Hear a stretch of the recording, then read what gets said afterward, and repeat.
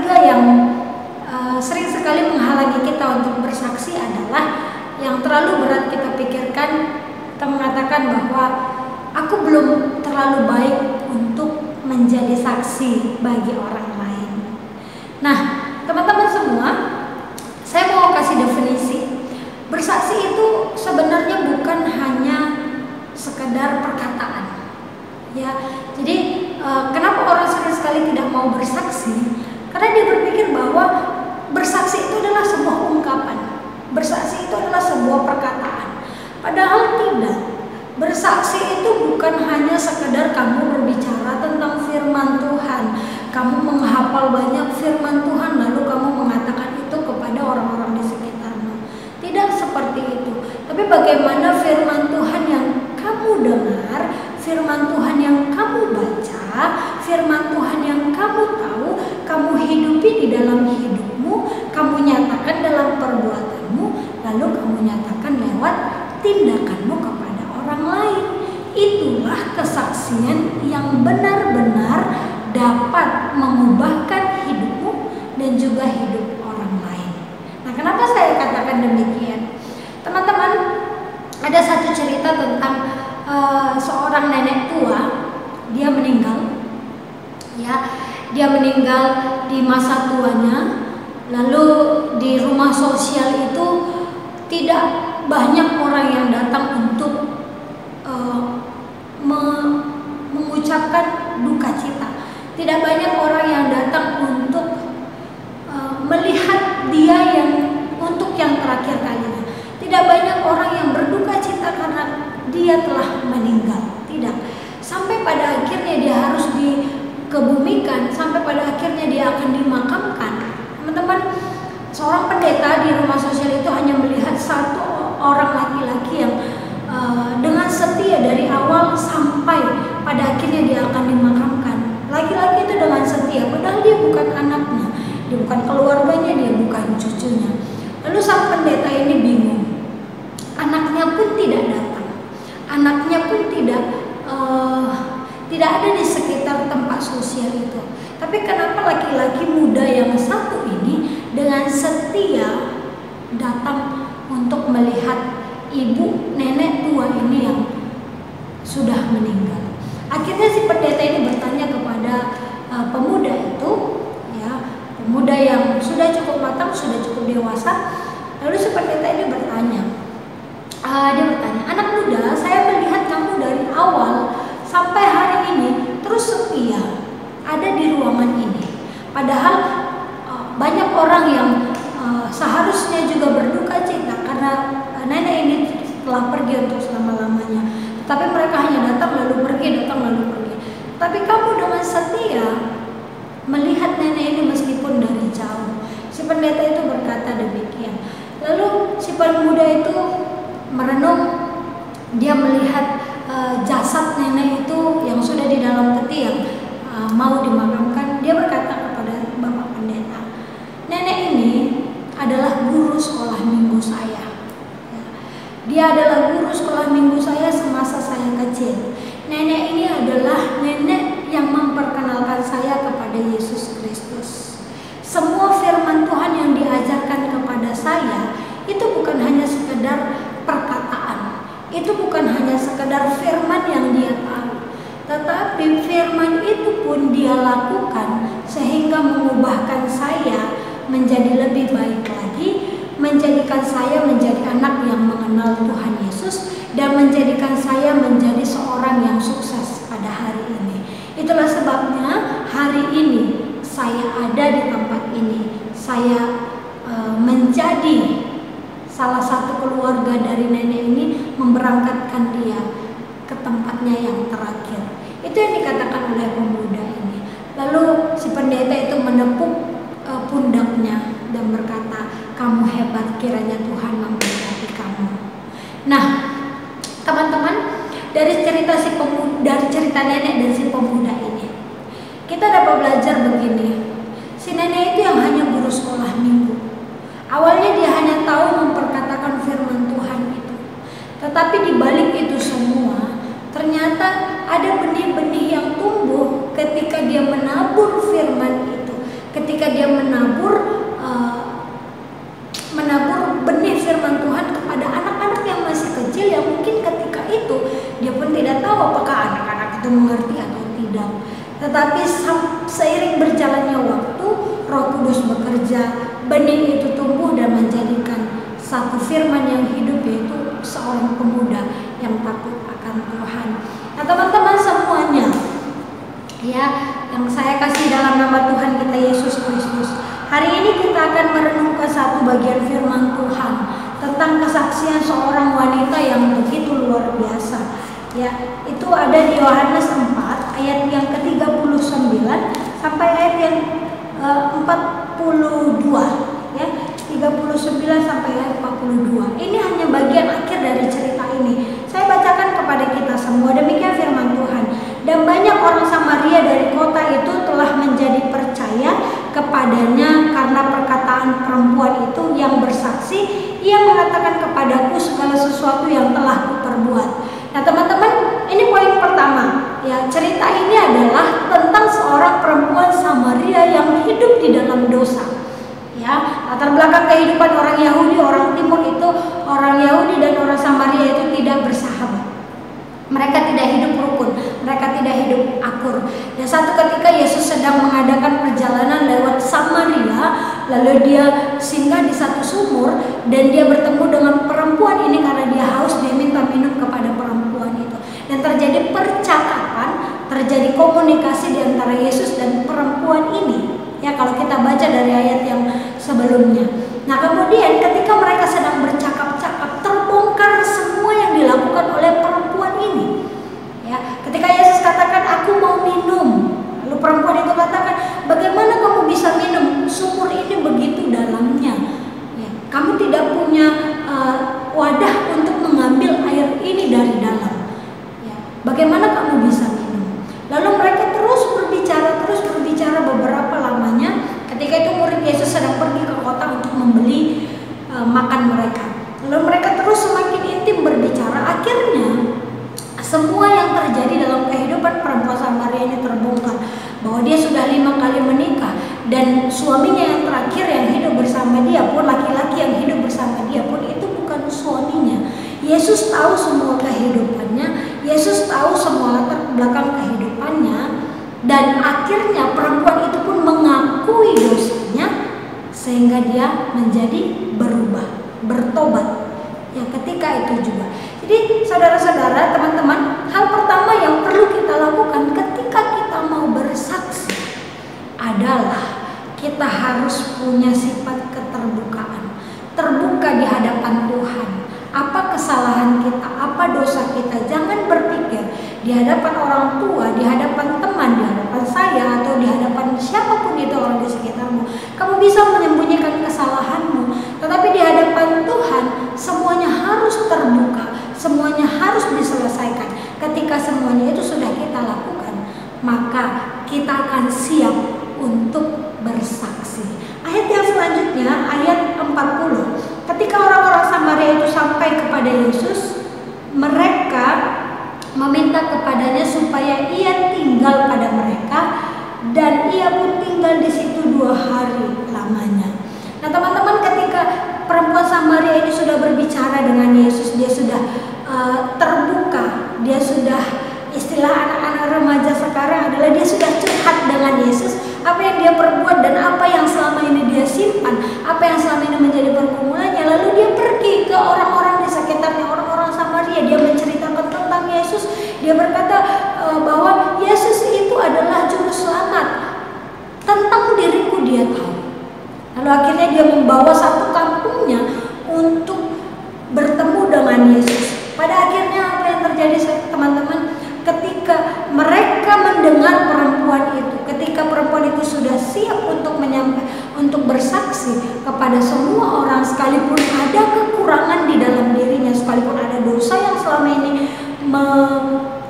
mengikat dia, tapi ketika dia sudah sampaikan kepada Yesus, dia menjadi percaya diri.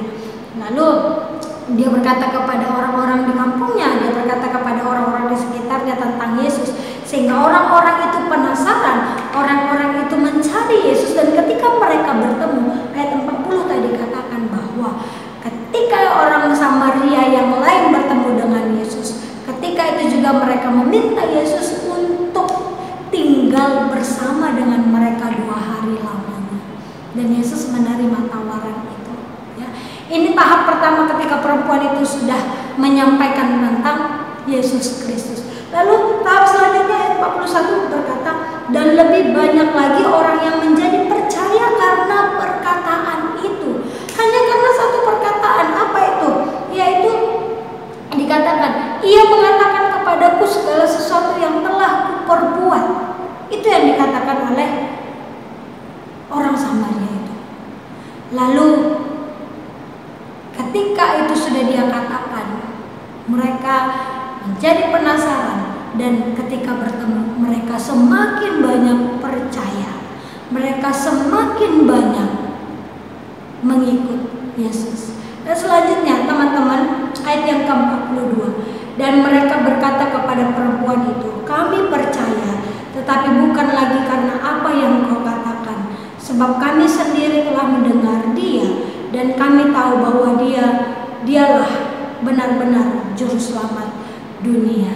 Ini fase terakhir dari kesaksian perempuan itu. Tadinya dia yang berkata-kata kepada semua orang, tadinya dia yang menyampaikan kepada semua orang, dia tahu apa yang aku perbuat, dia juru selamat, dia maha tahu, dia hebat. Itu yang dikatakan oleh perempuan itu. Tetapi pada akhirnya ketika mereka bertemu langsung dengan Yesus, ketika mereka berjumpa langsung dengan Yesus, mereka sendiri menjadi percaya. Lalu mereka katakan, kami percaya, tetapi bukan lagi karena apa yang kamu perkatakan, namun karena dia benar-benar juru selamat.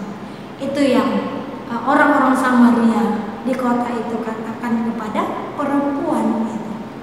Nah, teman-teman, saya rindu kita pun mengalami hal-hal yang baik bersama dengan Tuhan. Mungkin itu ketika kamu di sekolah, apa yang kamu hadapi. Mungkin itu ketika saat-saat ini pergumulanmu ada, tetapi di luar kemampuanmu kamu bisa melewatinya. Di luar kekuatanmu kamu bisa melakukannya. Nah, itu pekerjaan siapa? Pekerjaan Tuhan. Dan itu yang harus kamu bagikan kepada orang lain. Itu yang harus kamu ceritakan kepada orang lain. Apa yang Tuhan sudah kerjakan di dalam hidupmu.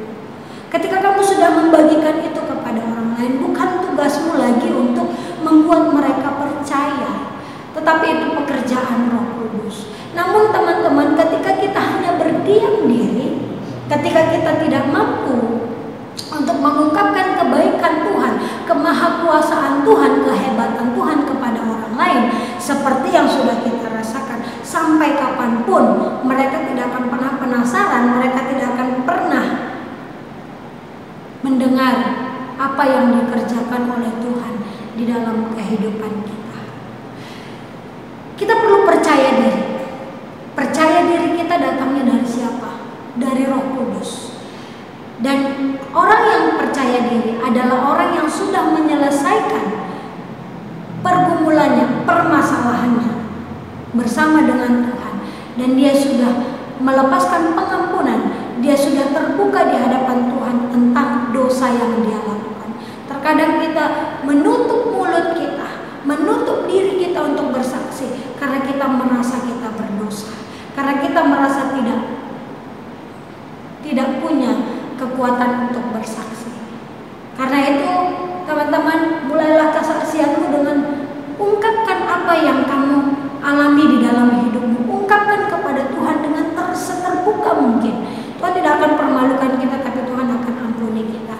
Seperti video kita minggu yang lalu, teman-teman, bagaimana di dalam video itu dikatakan seorang teman yang satu rumah, tapi dia menunda untuk menyampaikan kesaksiannya, menyampaikan tentang kabar baik tentang Yesus. Karena itu dia menjerumuskan temannya di dalam dosa, dan akhirnya temannya itu tidak selamat. Tetapi ketika dia mau bersaksi, temannya itu menjadi punya kehidupan yang sempurna, yang bahagia. Nah, teman-teman, tentu kita yang hidup di dalam Tuhan, kita bukan orang yang sifatnya sikut menyikut. Jadi ketika teman kita jatuh kita bahagia, kita bukan orang yang demikian. Tetapi kita adalah orang-orang yang benar-benar dipakai Tuhan untuk bersaksi, melihat kemajuan teman kita menjadi mempunyai hidup yang benar di dalam Tuhan. Jadi teman-teman, firman Tuhan ini menolong kita untuk kita mau bersaksi kepada Tuhan, untuk kita bisa menyaksikan kebaikan dan kemurahan Tuhan di dalam hidup kita.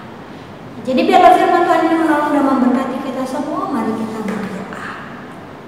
Tuhan, terima kasih untuk firman-Mu yang sudah kami dengarkan, menguatkan dan mengingatkan kami supaya kami bisa bersaksi kepada orang lain, dan kami menjadi anak-anak Tuhan yang terbuka di hadapan Tuhan, dan kami menjadi pelaku-pelaku firman Tuhan dalam hidup kami. Terima kasih Bapa, ini doa kami dalam nama Yesus kami bersyukur dan berdoa. Amin. Shalom, selamat hari Minggu. Tuhan Yesus memberkati. God bless. Teman-teman, kita sudah mendengarkan firman Tuhan. Kiranya firman Tuhan ini dapat kita lakukan di kehidupan sehari kita. Kita akan berpujian di Tuhan.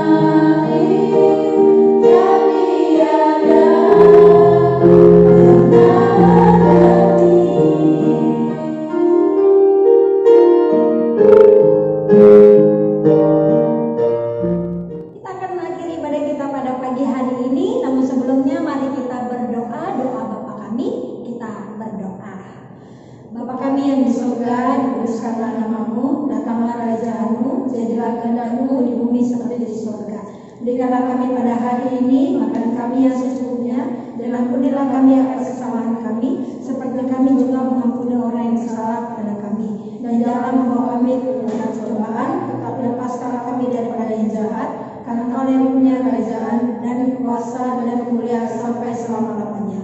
Amin. Demikian untuk ibadah kita pada hari ini. Sampai jumpa minggu depan. Tuhan Yesus memberkati.